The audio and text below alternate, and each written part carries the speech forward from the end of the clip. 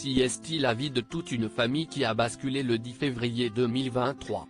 Ce jour-là, Pierre Palmade s'est retrouvé impliqué dans un grave accident de voiture sur une route départementale près de Villiers-en-Bière, en Seine-et-Marne.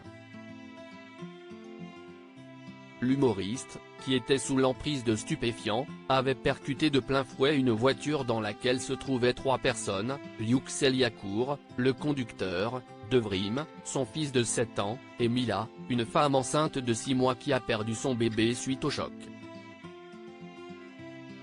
Malheureusement, cette ancienne auxiliaire de vie de 29 ans garde de sérieuses séquelles de l'accident 1 an après les faits.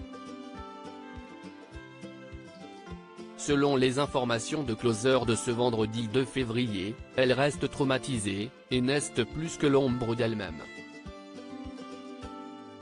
Outre des fractures des vertèbres et de la dentition, elle a aussi enduré un décollement de l'omoplate, peine encore à tendre ses bras et souffre de la jambe droite, souligne le magazine. Si chaque mouvement est une souffrance, la douleur n'est rien à côté des ravages psychologiques, apprend-on également. La passagère est donc incapable de reprendre le travail et d'avoir une vie sociale, ou juste de mener une discussion normale sans que les larmes ne coulent. La jeune femme de 29 ans se trouve donc dans un état de profonde détresse psychique. Depuis qu'elle a perdu sa petite fille qui devait s'appeler Solin Assal, elle serait hantée par les images de son bébé.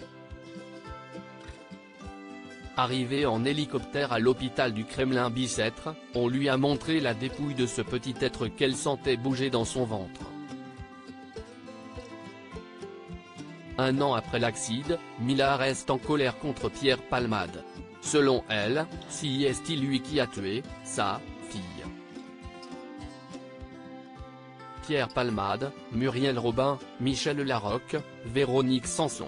Les femmes de sa vieux père et un fils dont la vie n'est plus la même parmi les autres passagers. Le conducteur, polytraumatisé, a dû être hospitalisé durant 5 mois durant lesquels il a subi pas moins de 7 opérations. L'homme reste handicapé. Son fils, lui, a eu la mâchoire broyée, la peau déchirée, le crâne fissuré et 2 lésions cérébrales. Pris en charge à l'hôpital de Necker de Paris, le petit garçon est longtemps resté dans le coma. À son réveil, il avait des difficultés à parler, boire et manger. Crédit photo, Coadic Guirec.